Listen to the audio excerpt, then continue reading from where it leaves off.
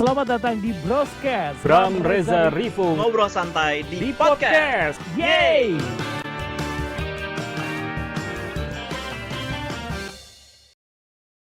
Hai, kembali lagi di Broscast. Kali ini kita sudah ditemenin sama teman-teman yang sudah mampir ke sini. Ada Mas Yandi Lauren sebagai sutradara dan juga penulis skenario. Ada juga Nirina yang memerankan sebagai Hana ya. Jadi dari film Jatuh Cinta seperti di film-film. Nah, ini judulnya lumayan panjang sebenarnya. Tapi sebelum kita maju lebih lanjut gitu ya, saya mau nanya sama Mas Yani dulu. Mas Yani, ini kan kemarin juga awalnya sebelum tayang tanggal 30 tuh sempat nayangin di JAV dulu. Nah, keseruannya gimana sih waktu di JAV kemarin? Sebelum dijam kan malamnya proses sebelumnya kita premier. Yang datang kan teman-teman di depan di belakang layar. Kalau kayak yang sebenarnya kita rasa oke, ini pasti terlihat. Dan kaget banget pas premier. Banyak juga pada ketawa. Tapi begitu tiap kali sini Hana muncul juga semuanya hanyut. Ini pengalaman premier yang paling beda yang pernah saya miliki, khususnya di film maupun datang ke premier. Saya pertama kali lihat orang nonton ketawa sampai berdiri. Gitu kan. Responnya seperti itu gitu. Dan lampu nyala, orang concentration. Biasanya kalau mereka langsung keluar. Itu pada setengah jam ya. Di studio udah keluar. Mau langsung nyalain, mau langsung tahu merasa apa. Aneh banget. Udah deh, besok paginya langsung berangkat ke Jogja, langsung kita lanjut lagi. Kalau di Jam kan mungkin suasananya di festival, terus lebih banyak filmmaker lagi, gimana ya gitu. Ya ternyata responnya nggak berbeda jauh gitu, di filmnya. Terus habis itu ada Q&A. Satu penonton perempuan ibu yang berdiri masih nangis. Dia baru dihilang suaminya 5 tahun lalu. Dan saya thank you dia bilang ini memahami manusia. Terima kasih sudah buat film ini, saya merasa dimengerti. Itu yang bikin kita merasa ya kok kita film ini bisa berperan dalam proses batinnya orang lain. Jadi lengkap ya, ketawa-tawanya dapet, tapi sedih-sedihannya juga dapet ya. Kalau Nah sendiri gimana? Setelah melihat respon luar biasa dari premiernya, dari JAV juga, tanggapannya gimana sih, Nak? I am grateful and blessed to be given the opportunity untuk maksudnya terlibat dalam sebuah produksi yang menghasilkan Ini kan sebenarnya adalah terlahir dari pikirannya Yandi yang aku mau bikin ini. Jadi ngomong pertama kali itu benar-benar kayak baru ngomong aku pengen bikin gini. Belum ada skenario, maksudnya belum ada sinopsis juga, kayak waktu itu masih baru kita ngobrol ya, terus gitu kemudian ada sinopsis. Jadi kita melihat gitu bahwa dari angan-angan menjadi realita gitu. Jadi nggak tahu mau dibilangin bagaimana rasanya, itu kayak overwhelmed. Jadi benar-benar kayak ya kita udah sampai setelah 5 tahun yang lalu ini pembahasan ini gitu. Dari 2018 lalu ya, habis Keluarga Cemara kalau nggak salah.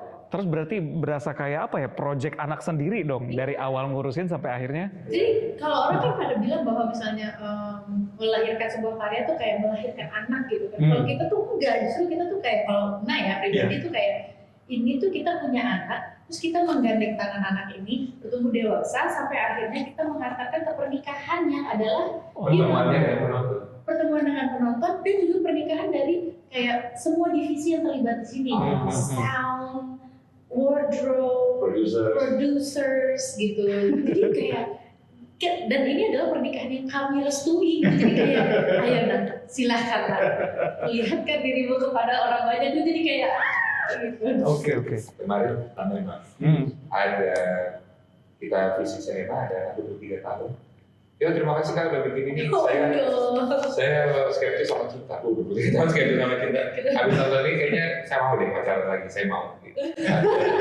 Ada yang segitu, ada yang aku mau ngajak mamaku nonton ini karena dia menyetrak dirinya setelah pergi papa untuk tidak jatuh cinta lagi. Kayak tidak layak untuk cinta lagi. Iya, aku mau film ini ditonton mama dan dia tahu dia dimengerti. Hal-hal itu sih yang bikin kita aja. Oke. Kalau bisa sedalam ini sebenarnya ide awal ceritanya dari mana sih? Kalau tadi cerita sebenarnya udah diobrolin bareng 5 tahun lalu 2018. Nah, Mas Yandi mulai kepikiran untuk bikin cerita ini tuh dari mana? Setelah Keluarga Cemara 1 selesai syuting, 2018 sebelum tayang, saya udah mulai mikir film yang kedua apa ya. Tentunya ada tekanan-tekanan yang datang sendiri ya, saya filmmaker, film kedua mungkin harus lebih besar, lebih apa segala macam. Tapi saya mencoba memilih gimana kalau kali ini film kedua bukan lebih besar, tapi lebih jujur. Lebih sesuatu yang dan ke dalam diri sendiri, apa yang saya mau bicarakan. Tentu sebagai filmmaker ada ketakutan-ketakutan. Gimana kalau film kedua bagus ya? Gitu. Dan hal pertama yang buat saya aman adalah sebagus-bagusnya itu saya nanti paling enggak aktornya deliver dengan sangat bagus. Saya butuh seorang aktor yang bisa saya bersandar. Dan hal pertama yang keluar dari diri itu adalah apapun ceritanya yang main harus Irina.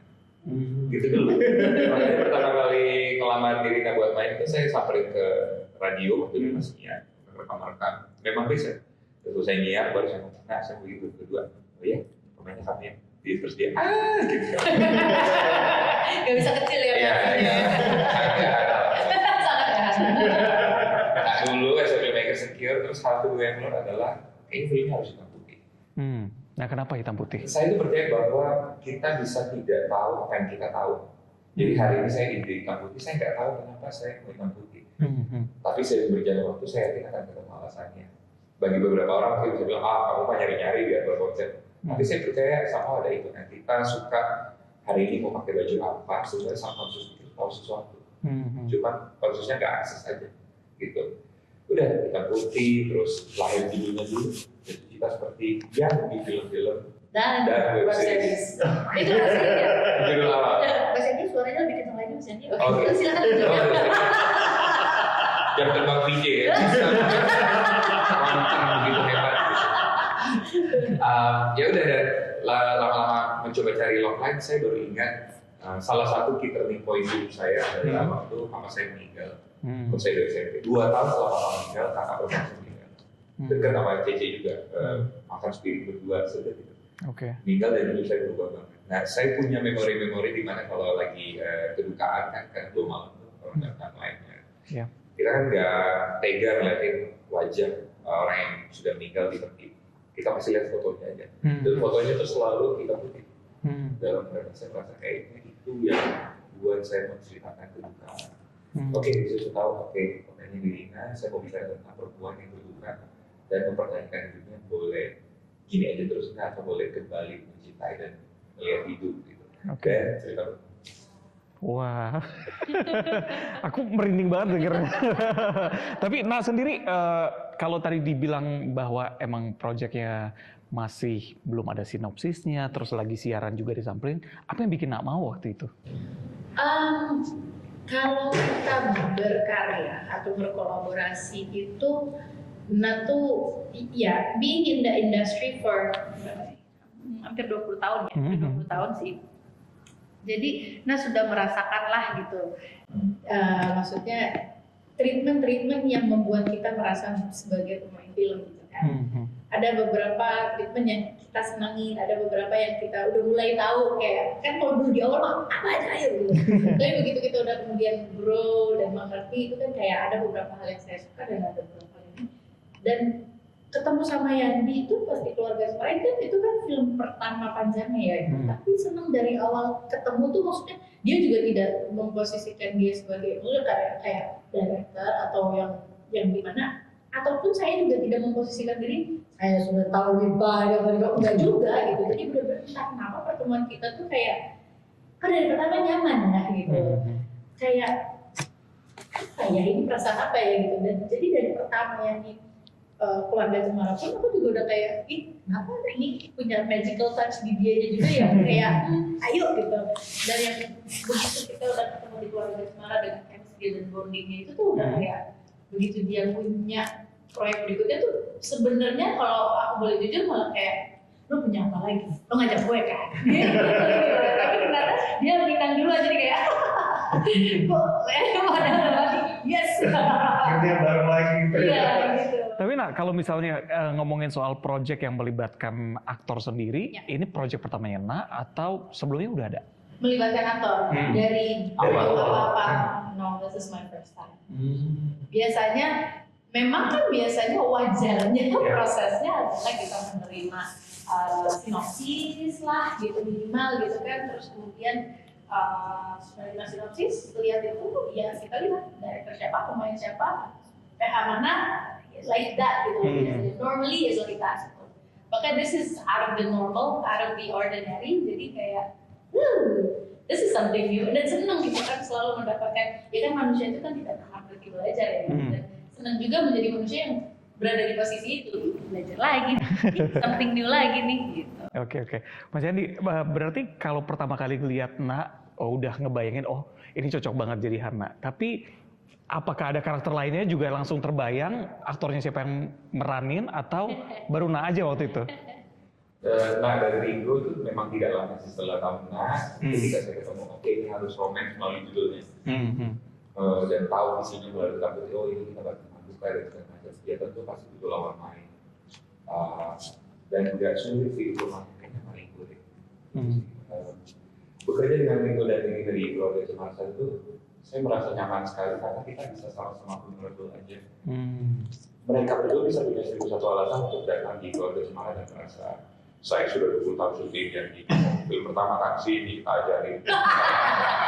Misalnya gitu. Saya juga punya 1001 alasan untuk bilang, walaupun kalian 20 tahun syuting ini film pertama saya akan buat yang terbaik.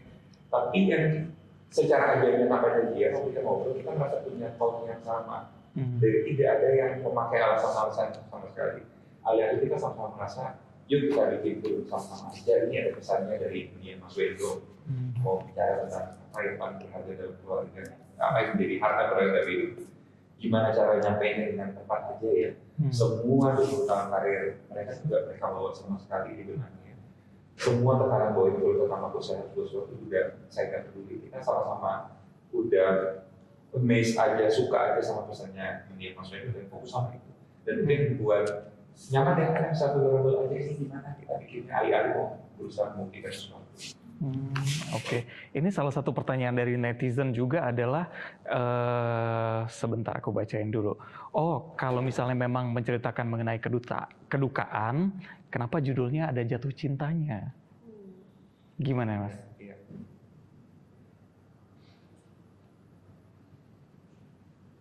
Nightmare terbesar mencintai kan kehilangan kayaknya. Kita sangat ketika kita mencintai kita mencurahkan segalanya, kita memberikan segalanya. Dan di level tertentu it's unconditional love, kita mencintai orang dari syaratnya, beri semuanya sampai rasanya kita bersandar sama orang itu. Yang paling kita takutkan kan ketika orang itu pergi, meninggal apalagi. Kalau dia kita cekcok, kita masih bisa perjuangkan. Berduka adalah salah satunya momen di mana cinta berhenti diperjuangkan. Gitu. Jadi ketika kita mau bicara sama, tugas akhir saya itu bicara tentang apa yang pakai saya ceritakan. Dan saya berpikir bahwa setiap kali kita membicarakan kesukaan, kematian sesungguhnya kita sedang membicarakan kehidupan. Karena kematian tidak bisa dibicarakan. Sama dengan kehilangan seseorang, kali ini grief bukan meninggal, yang bicara adalah mencintai seseorang. Sesungguhnya setiap kali kita membahas kehilangan orang yang kita cintai, kita sebenarnya lagi membahas paling dalam apa sih arti mencintai. Jadi itu padanan yang sesungguhnya. Oke. Nah, dengan apa ya? Bukan beban ya bisa dibilang, harus menyampaikan kedukaan yang begitu dalam gitu. Gimana saat itu prosesnya, Nak?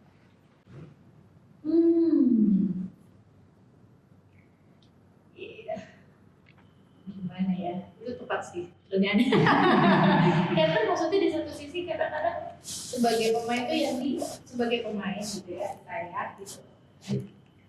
Seringkali berada di posisi, bukan seringkali sih, dulu waktu pertama kali ketemu sama Yandi itu benar-benar di posisi yang udah kehilangan cinta terhadap profesi. Jadi kayak udahlah, kalau emang orang lihat gue cuma sebatas ini aja, kayaknya buat apa ya ada di sini lagi. Tapi nggak apa-apa deh, gue tunggu, gue cari sampai ada yang bisa lihat bahwa gue tuh benar-benar cinta sama dunia ini gitu. Maksudnya dunia perfilman. Sampai akhirnya ketemu gitu sama Yandi, jadi kayak akhirnya ada yang melihat aku. Maksudnya kan waktu pas zaman pertama Keluarga Cemara itu kan, you need to know bahwa Keluarga Cemara begitu keluar tuh orang-orang udah kayak Keluarga Cemara mau dibawa komedi ini, yang main Nirina sama Ringo gitu kan. Terus kita pun juga meragukan diri sendiri gitu, jadi kayak ini benar mau kita berdua ya, orang tuh nganggapnya begini loh, tapi kita tahu kan ceritanya seperti apa gitu. Yakin kita bisa mendeliver ini gitu. And then justru Yandi yang menenangkan dengan kata-kata, justru yang orang berpikir bahwa pemain yang bisa bermain di komedi itu justru memiliki range yang besar atau lebih luas gitu ya. Jadi makanya dari kata-kata itu kayak, kalau dia bisa percaya sama aku, masa aku nggak bisa percaya sama diri sendiri? Kalau diri sendiri sering nggak percaya, karena kan kita telah tergempur berkali-kali di posisi yang kayak aku tidak pantas berada di sini, terus kemudian tapi coba lagi sekali lagi, dan ada yang itu jadi kayak oke, begitu pula begitu dikasih kepercayaan ini gitu, kayak yang itu kayak makanya lucu ya, kita tuh sebenarnya beda umurnya tuh lumayan gitu, 9 tahun di antara kita gitu, aku lebih tua 9 tahun, tapi entah bagaimana di posisi kita tuh kayak sering-sering kayak kalau lagi kayak gini tuh anak ini gimana, malah dia gitu sebenarnya kayak malah even dari parenting sekalipun gitu, padahal kan dia juga waktu pas kita pertama kali ketemu dia belum nikah gitu loh, sampai akhirnya sekarang belum nikah punya anak gitu, jadi kayak I don't know how, tapi pokoknya intinya I love the fact dan akhirnya Nah bisa terlihat untuk apa yang bisa ngeberikan. Jadi kayak ketemu itu kayak udah nggak ada down lagi, bener-bener kalau dia percaya sama aku, oke, berarti nanti kita cari gimana cara formnya untuk menyampaikan sisi duka itu gitu. Walaupun untungnya di awal kita kan hanya tahu filmnya ini hitam putih. Tapi kita tidak tahu bahwa, dan baru tahunya kemudian bahwa ternyata kalau hitam putih itu karena kita tidak punya distraction terhadap warna-warna dan juga framing-framing lain yang ada di sebuah frame. Maksudnya kan kalau ada warna itu kan orang masih bisa, oh warna bunganya bagus ya, oh gedungnya bagus ya. Begitu hitam putih, ternyata itu kan concentrate on our acting ability and the story itself gitu. I didn't know that sampai akhirnya kita udah selesai. Untung aja, karena kalau nggak pasti terbebaninya lebih lagi. Tapi pas lagi kita menjalankan itu, ya pokoknya kita benar-benar mencari form yang bagaimana, segimana sepantasnya, secukupnya yang kita mau sampaikan gitu, mau capai gitu. Karena kan sering kok ya kita berada di titik yang kayak mau yang segimana nih sedihnya gitu, mau yang sampai segimana nih setujunya atau penolakannya gitu. Jadi itu tuh kita cari bersama formnya kayak apa gitu. Supaya ketemu di tengah itu ya, energinya tidak kurang dan nggak lebih juga. Bukan hanya dari sisi pemain aja, bukan hanya dari sisi director aja, tapi gimana caranya? Oke, kita di tengah, kamu happy, aku happy, kita ketemu di sini ya. And it's a rare form of collaboration yang nowadays that I felt gitu. Jadi I enjoy this collaboration so much. So, ekspresikan juga di dalam film sebagai hal itu sebenarnya kolektif dari curhatan masing-masing. Jadi nanya, itu kan kehilangan makanya. Jadi nanya apa mau juga, tiga apa mau. Saya juga produser di kita juga minta, waktu itu belum ketemu imaginary. Kita juga dengan apa. Jadi kita ada momen kita kumpul terus saling bertanya, aku melihat duka itu gimana. Bercurhat aja. Nanti apa yang dimana diramu supaya sebenarnya bukan film ini mewakili duka kita semua. Itu dialognya dilakukan bukan karena kita berusaha narsis film ini mengekspresikan duka kita berhati ya. Kita takut belief kita terhadap gambaran duka itu terlalu seperti itu. Nah kita mau berusaha mengerti benar orang itu berduka kayak apa. Makanya nanti kalau nonton filmnya itu ya kalau lihat sana di trailer bukan hanya yang penuh rata, jendela, dan itu kita menemukan satu kesepakatan bahwa yang berada di berduka itu hidup terus jalan, karena kita lagi berhenti aja, nggak boleh gitu. Jadi semua keinginan berhenti itu hanya ada di matanya Hana, dan saya sangat respect dan kagum sama jiwanya Nirina dan Ringo saat kita bikin adegan-adegan, bahkan bukan adegan yang mengatakan kalau trailer ada adegan seperti ada adegan yang bukan di situ, tapi dia lagi ingat harus berduka. Action gitu ya, cuma di mata, nggak nangis. Tapi karena lihat monitor, lihat mata, saya terhubung dengan dia, saya nggak tega bilang, Pak, nggak bisa, masih oke, nah, gitu. Semua nunggu, saya berdiri di sampingnya, dia juga dia nunggu gitu, gimana? Gitu. gitu. Saya fokus kali ini. Karena dia benar-benar mengakses jadi Hana, pengalaman kayak itu. So, ya. Dan hanya director yang sensitif bisa merasakan seperti itu. Karena I thought, kalau kita sudah terbiasa ya, maksudnya kayak, oke, ditambah lagi di sini ya dari kayak gitu. Aku udah terbiasa dengan itu. Bahkan aku juga berkali-kali udah ngomong-ngomongnya nih. Vulnerable side-nya masing-masing kita tuh kayak, karena kita memulai sebuah proyek tuh kayak orang kan selalu bilang gitu kan, selalu menjadi gelas kosong lah, beneran kosong. Kalau kita tuh kalau udah bersama tuh kayak, jadi gimana tadi kurang gimana, apa segala macam. Nah kalau yang bagian satu itu yang meratapi itu, I don't know how and the connection was there. That was only one take only dan dia pun sampai nggak berani ngomong cut, karena sampai kayak sampai.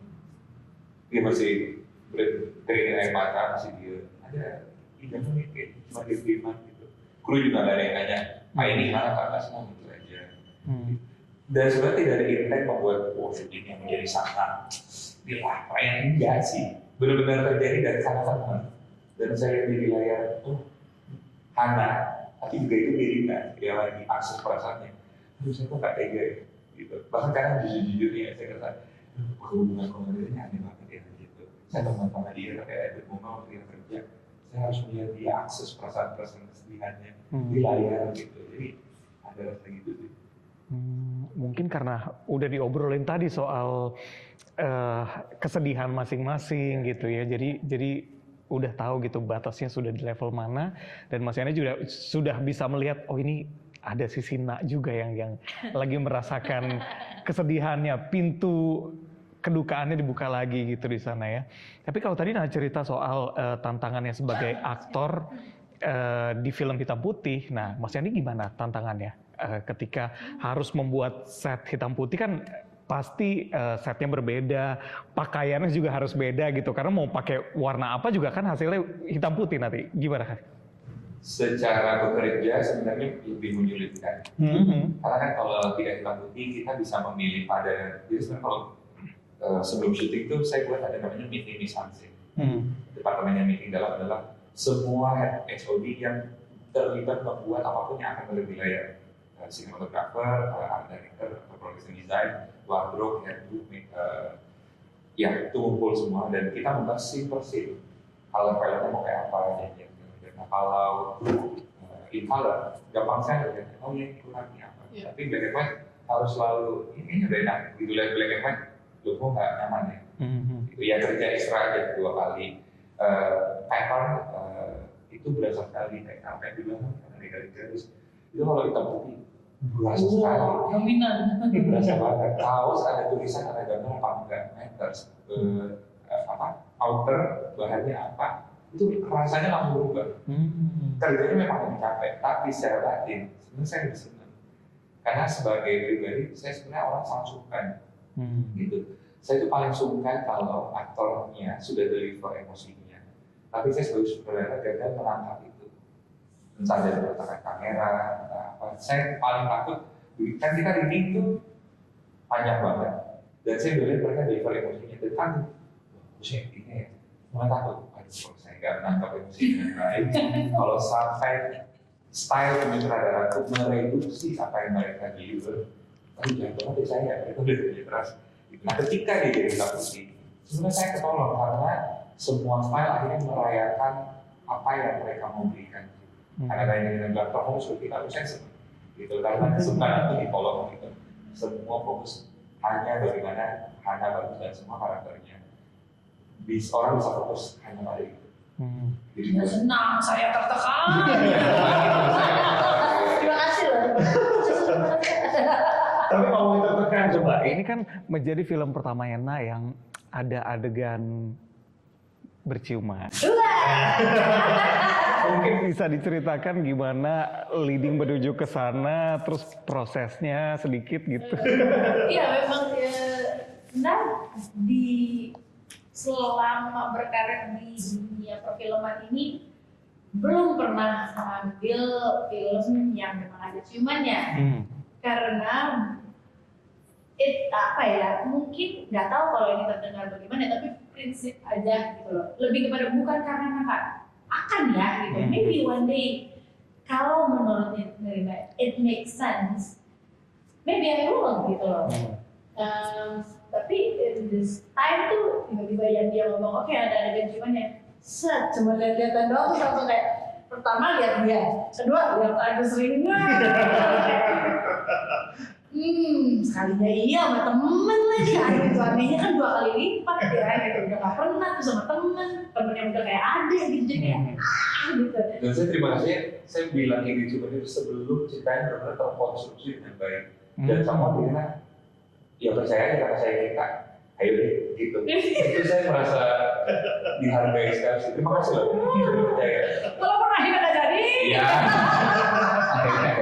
Tapi saya itu terima kasih aja nggak jadi kan kayak selama ini kan kayak ada persiapkan diri kayak jadi kayak jadi lu udah menyiapkan diri loh, ini udah sampai sebegini mempersiapkannya sampai termasuk salah satunya adalah mengkritik teman sendiri untuk rapihin kayak gitu. Gigi di luar Sesiap itu loh. udah segitunya loh, udah gigi dirapihin, berat badan diturunin gitu. Jadi karena kan tadinya Yani menceritakan 35 atau 30 awal ya, tadinya kan 32an kalau nggak salah. Iya. Ya. Awal-awalnya begitu kan, jadi kayak karena ini lahir 2018. Betul. Dia ditambah umur ya. Ya. Waktu berjalan. Nggak bisa diulangin.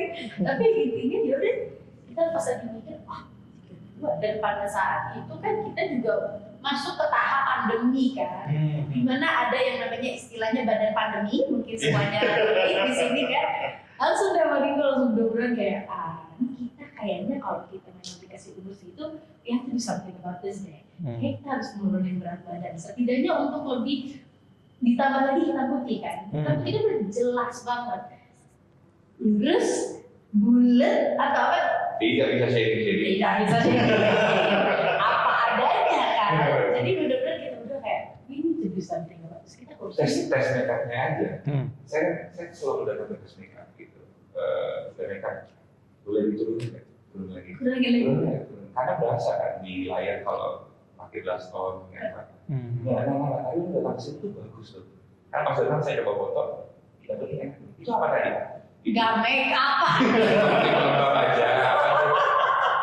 Oh itu bikin. Nah ini. Jadi itu yang lucunya juga anak-anak mereka tuh kayak, ya kalau gini mah gue gitu doang. Enak kita pesen makanan aja, kita nggak perlu kerja. Jadi hashtag I woke up like this. I woke up. Wah agak berat, makanya tuh kita benar-benar konsentrasi untuk kenapa sambil nurunin berat badan, karena itu tadi sangat tegas kan gitu. Kalau bulat atau tebal atau maksudnya dalam posisi kita yang kurang ideal itu kan kita menginterpret sendiri sih ya, maksudnya sebenarnya dari Yandi nggak pernah terlalu ngomong kayak gitu. Cuman aku ngomongin kita harus kayak gini. Coba kita ngomong Yandi. Jadi kalau kita turunin berat badan gimana? Boleh. Kok nggak ada perlawanan sih? Tawarin ya boleh lah Pak. Saya hargai upaya-upaya atau mencapai estetika. Kayak gitu, jadi kita kayak oke gitu. Ya udah jadi pencapaian dan itu tuh yang buat seorang actor actress we love to be given that challenge gitu. Jadi kayak do this do that gitu. Jadi kayak for us juga kayak ada pencapaian yang kita bisa celebrate gitu loh. Which is beneran kan nggak mudah ya pada usia segini ya. Potong rambut, apalah, apa cukur alis kalau ada ceritanya yang masuk akal, we would do it gitu loh. Because that's why we love being actress or kita meng-acting out somebody itu karena kita jadi merasa lebih kaya secara emotional. Maksudnya kita mempelajari sesuatu lagi yang di luar normalnya kita gitu kan, biasanya kita gitu. Jadi that's why I love acting. I mean the world of making a movie tuh I love gitu. Karena itu membuat diri lebih kaya secara pengetahuan, emotion, and everything else in it. Iya, banyak ilmu-ilmu baru juga yang didapat dari situ ya. Iya, belum tentu kita mendapatkan pengalaman itu di dalam kehidupan nyata, tapi kita bisa merasakan itu kan membuat kita jadi lebih sensitif lagi, kayak lebih kayak, ada ya orang yang ngalamin kayak Karena gini. guru terbaik adalah pengalaman orang Lain. Kalau pengalaman sendiri gurunya ada jahat. Oke, Mas Yadi, ini kalau misalnya dilihat sebenarnya target penontonnya kemana sih? Apakah memang ke orang-orang yang tadi diceritain yang memang punya pengalaman duka, atau justru ke anak muda, atau kemana? Tapi menyasarnya apakah orang tua juga karena hitam putih begitu pengalaman mereka dulu nonton film hitam putih atau gitu? Yang tidak ada pilihan itu ya. Range penontonnya cukup lebar sebenarnya. Kalau boleh saya bilang bahkan kalau sensor kan ratingnya semua umur ya. Gitu. Tapi mungkin kalau saya anak-anak saya berapa tahun, kalau saya perempuan umur 9 tahun, pengennya kan saya ajak dia nonton bareng. Lalu terus selesai membahas apa itu jatuh cinta dan mencintai. Karena dia SD kan belum boleh kasih-kasihan. Mau saya kritis tentang itu. Seramah itu sebenarnya. Genrenya rom-com, komedi, jadi ya sepanjang film banyak tawa. Tapi juga ada romantisnya dan salah satu karakternya itu Hana punya masalah kedukaan. Jadi kalau mau ditanya ini buat siapanya ya hampir buat semua 9 sampai 40 tahun, 50 tahun boleh nonton. Ini adalah rom-com yang gravitasi pembicaraannya sebenarnya adalah apa sih arti mencintai itu sebenarnya. Gitu. Dan seperti pertanyaan di awal, kenapa jadi bahas mencintai para baby juga gitu sama karena ketika kita membicarakan dengan orang yang kita cintai, kita sebenarnya lagi membahas tentang apa sih itu. Oke, menarik. Nah, terakhir Nak, mungkin bisa dijelaskan kenapa penonton harus nonton film ini? Setiap orang itu kan memiliki challenge yang berbeda-beda ya. Dan apalagi kita kemarin itu dihadapi dengan tantangan hidup yang luar biasa ya. Pandemi itu buat orang memiliki arti yang berbeda-beda dan cara menanganinya juga berbeda-beda. Dan juga duka itu kan apa ya, tidak selamanya harus hanya kita kehilangan seseorang atau keluarga, tapi terhadap sesuatu yang kita percaya ternyata gugur begitu saja, itu kan juga sebenarnya duka buat diri sendiri gitu. Makanya buat Nas ya, karena Nas memerankan Hana di sini, semoga juga Hana bisa mewakili teman-teman yang sedang berduka itu sendiri dan kehilangan warna dalam hidupnya. Dan juga bersama dengan Hana juga mudah-mudahan teman-teman juga kembali diingatkan bahwa life goes on dan yuk kita tetap harus bisa mewarnai hidup kita. Jadi kenapa harus nonton? Karena itu tadi bersama Hana kita yuk mewarnai hidup kita lagi yang mungkin kita sedang menghadapi masalah. Karena sometimes ada orang yang bisa mengucapkan dengan kata-kata melalui teman atau saudara, ada orang yang tidak bisa, dan mungkin mudah-mudahan dengan film ini bisa mengeluarkan sedikit rasa yang istilahnya selama ini terpendam dan bisa mencari solusi dari itu. Oke, mungkin buat orang yang gampang mewek kayak aku ya, ini mesti harus siapin tisu. Oke, kalau begitu ini bisa disaksikan di bioskop-bioskop mulai 30 November. Jadi sudah tayang, begitu kalian bisa akses segera, terutama beberapa hari awal katanya harus didukung ya supaya layarnya tambah banyak gitu. Terlebih juga kalian juga akan cinema visit nanti ya ke beberapa. Masih keliling, kita dari kemarin kita udah visit beberapa cinema, hari ini juga, besok juga masih. Ya. Senang banget ketemu penontonnya. Ya. Jadi nanti bisa langsung mengekspresikan apa yang kalian rasakan begitu setelah nonton ya. Kita tunggu reviewnya ya. Siap pasti. Nah ya, sebelum kita lanjut nih, aku mau terima kasih dulu untuk Pink Carpet yang sudah menyiapkan tempat sekece ini buat kita ngobrol-ngobrol sekarang ya. Terima kasih Mas Yadi Laurens dan juga Nirina sudah mampir-mampir ke Broscast, dan kita ketemu di episode Broscast berikutnya. Bye-bye.